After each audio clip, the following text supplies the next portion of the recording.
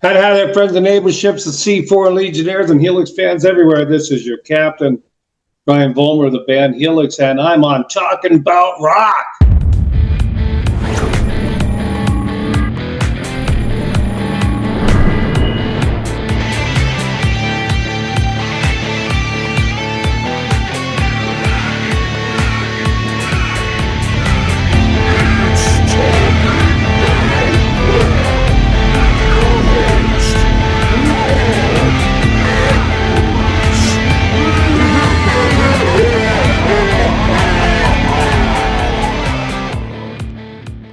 Okay, today we have for you the Canadian hard rock and metal band Helix.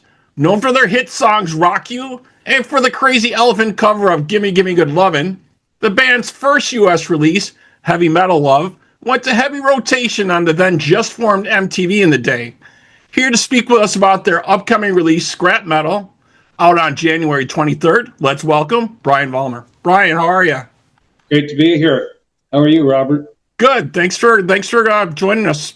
So you guys just released the first single, "Stuck in the '80s," from the upcoming album Scrap Metal. But I was reading this was originally not going to be a full album, right? No, the song "Stuck in the '80s" was written by myself and Sean Kelly, who plays guitar for Gilby Clarke, Lee Aaron, Glass Tiger, G's Nelly Furtado, a lot of people. And Sean and I also wrote Vagabond Bones and Bastard of the Blues, other songs as well. And we wrote that song a couple years ago, and it just kind of sat there doing nothing. And then when I came around to doing this newest album, I started reviewing all the songs that we had and just putting different combinations together. And we had songs left over from a writing session we did back at the practice hall in the 80s in Kitchener, Ontario, on Brideup Street. And they were kind of half-finished songs. I thought, well, maybe we'll start finishing these songs. And once we got into it, they were turning out so good that we decided just to put it with the song I wrote with Sean, which kind of summed up what the songs were about. And that is that the 80s were a great time for music.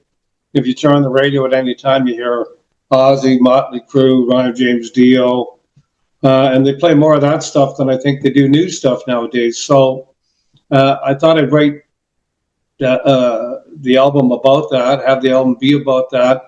And then we added the other side of songs from lesser-known Helix albums that probably didn't sell too many units.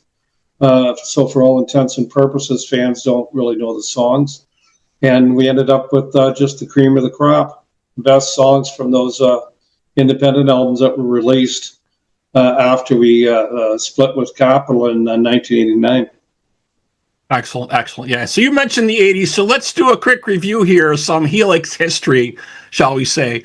So in 83, you guys released the No Rest for the Wicked album, featuring the track Heavy Metal Love. The album ranked on the Billboard 200, certified gold. What can you share with us about that time? That sounds amazing. Well, we did two independent albums before we did No Rest for the Wicked, and we had fully intended to record that album the same way and release it ourselves. But we shopped it around, and every label dropped out except two, Capitol Records and Aquarius. And finally, Aquarius dropped out and Capitol signed us. But they didn't sign us to the Canadian label. They signed us to the American label with worldwide distribution because Dean Cameron, who was the president of Capitol Canada, thought that we'd be better off with the American label. We were more of an American-sounding band, and he thought we'd get more money, which is always important for videos, touring, just even artwork on the album. So Dean went on a limb and got assigned to the American label. And we went out and started touring the United States, first off with Molly Hatch and Blackfoot. And that tour fell apart after 3 days when they put us on Another Perfect Day, the Motorhead tour. And that went from Hartford, Connecticut, right out to Prince's Club, the First Avenue Club in Minneapolis. And then ICM, which was the booking agency, they kept us on the road for the next year until we came out with Walking the Razor's Edge. Yep, so I was just going to come up with that. So 84, yeah, Walking the Razor's Edge came out, reaching number 27 on the Canadian RPM album chart, selling 100,000 copies in Canada and 400,000 internationally. And obviously, the single Rock You reached number 27 also for you guys, which has kind of become your anthem, basically. Yes, that song's been on a couple movie soundtracks and really catapulted us into the big leagues. The song was the video for that song was done at the Toronto Brickyards in Toronto, and the video was a big hit as well. Not only did it get airplay on MTV in the United States, but it was the first year for Much Music in Canada, so it got lots of airplay on that station as well. And we went out and toured the United States with White Snake and Quiet Riot, and it was a lot of fun that summer. Big crowds, 20,000 seat arenas. Yeah, definitely. And so the second single you guys came out with from Walking the Razor's Edge was that Crazy Elephant cover, Gimme Gimme Good Lovin'. And you guys had two versions of the music video for this, which I thought was kind of interesting, right? You had a regular MTV type of video, and they had, shall we say, more adult-oriented with some topless dancers, and then a young porn star named Tracy Lords also making an appearance on that as well. That was actually our second topless video. The first one was Heavy Metal Love. Heavy Metal Love, did we do that? Anyway, we did it for the Playboy Channel, and that was the idea of the record company. It wasn't totally ours. So, all right. And then after that, the next album you guys came out with, Long Way to Heaven. So you guys had a nice single off that, Deep Cuts the Knife, which received a lot of, heavy airplay, again, in the U.S. and in Canada. A lot of video play on Much Music, and Q107 in Toronto had the song riding at number one for several weeks, which is where I caught it on my radio back in the day. That's all right. The time. Well, that song reached double breaker status in the United States, which means that 2/3 of all the stations in our genre of music were playing that song. And once again, we toured the United States, I think that time with Accept and Keel. And then we played various one-off dates with all sorts of bands across the United States. Our goal was just to keep out there in front of people's faces. And we toured in an old, dilapidated school bus. And it was funny because we'd be pulling into gigs in the ship box of a bus, and Quiet Riot and Whitesnake would have top-of-the-line tour buses. But where were all the girls? They were in our bus.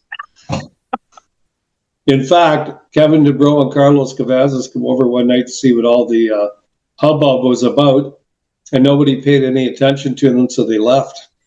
Oh, wow. I'm sure they were quite upset about that, for sure. I don't know if they were or not, but I just thought that was funny. That happened in Albuquerque, I believe. Yeah, you guys definitely had some great hits and some great tours going on. Then, unfortunately, on July 5th, 1992, tragedy struck when Paul Heckman was killed when the band's van rolled down an embankment there in Vancouver, unfortunately, on you guys there. That had to be crazy. That was on the Back for Another Taste album. There was actually another album in between there called Wild in the Streets. We also toured Europe on a lot of these albums, and we had a strong following over there. On backing up to the Long Way to Heaven album, we had a number one album in Sweden with that. And we toured extensively around the country of Sweden. But we initially went to Europe on the No Rest of the Wicked album, and we were the opening act for Kiss. And we actually played the first gig that Kiss ever did with their makeup off in Portugal in 1983. And then on subsequent tours, we went out with Motorhead, Girls' School, Merciful Fate. And we played the old marquee, the new marquee in London, England. But yeah, when we released the Back for Another Taste album, we went out. We first off toured Europe with Ian Gillan, and we came back home, and then we were doing a Western Canadian tour, and it was on our way back from that tour where the van rolled and Paul was killed. Paul was my writing partner, and it looked like the band was going to break up at that point, but I kept it going, and it was hard. A lot of people thought that I was running the name into the ground, and that it would never be the same. But in my way of thinking, I'd never done anything else with my life. So what was I supposed to do? So I kept going. I think I went about $130,000 into debt. just putting out my own albums. But finally, we struck pay dirt in 2006 with the Power of Rock and Roll album, and the band's been on the upswing ever since again. Yeah, definitely, definitely. So I wanted to fast forward a little bit more to 2009. In February of that year, you reunited the surviving members of the No Rest for the Wicked lineup, and you guys did a version of the AC/DC song, It's a Long Way to the Top. Wasn't on that album, though. That was a one-off we did for Tom Mathers and Paris Records. And then I thought, well, I'll keep this song as a bonus track. And so, you know, I'm always an honest guy. I phoned the management of AC/DC down in New York City, and I said, look, I want to play the Mechanical Royalties. I want to put the song out as a bonus track. And I went out to play some dates in Western Canada. I came back, and my wife says, some guy phoned, and he was really angry, and he wants you to phone him in New York. So I phoned, and the lawyer gets on the phone, and he says, what the hell do you think you're trying to do? I said, what do you mean? I said, I was told that I could use this song by Tom Mathers and Paris Records. He said, no, we don't let anybody use our fucking songs. And he hung up on me, and he threatened me with the lawsuit or something before he did. Anyway, the song kind of got out through other people. I didn't put it out. Gotcha. So then in also November 2010, you announced that the band was going to be filming a pilot episode for what was going to be a Helix-based reality television series back then.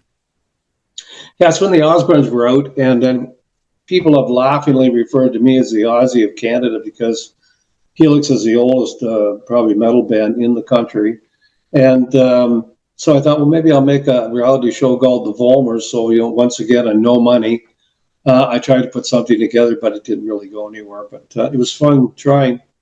You never know. In this business, when you're doing things all by your lonesome, you just got to keep trying and trying. And sometimes you knock down the doors, and other times it doesn't work, but it leads to other things. So I just keep moving forward and don't worry about it.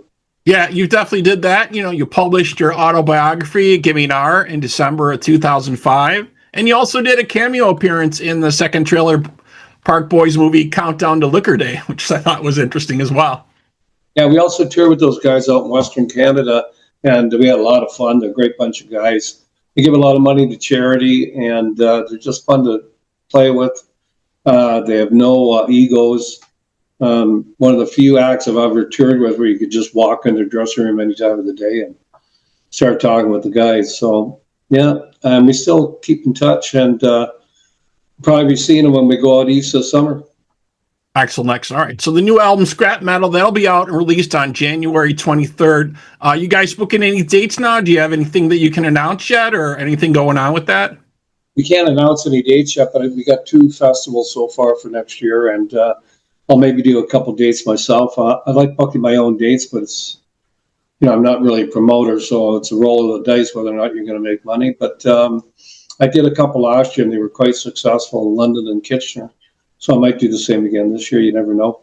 But usually we end up with about 15, 20 dates for the year, and that's enough for us. And that's what we're going to do this year. I love playing still. My voice is in great shape. I think it's better now than it was years ago. So that's a good thing. Yeah, definitely. So great to hear new music coming out from you guys. And you brought us so many great hit songs, you know, over the years. Just excellent. So glad to see new stuff coming out from Helix, definitely. Well, thank you. Yeah, definitely. So thank you so much for being with us, Brian, today. Really appreciate it. It was great being with you. All right, so that wraps up this episode of Talking About Rock. Thanks to my guest today, Brian Vollmer from Helix, and to our audience. We hope you're doing your part by keeping the torch alive and supporting live music wherever you are. Brian, again, thanks so much. Okay, don't be scared. See you around. Catch you on the flip side. Wait for it. Here we go. Whoosh.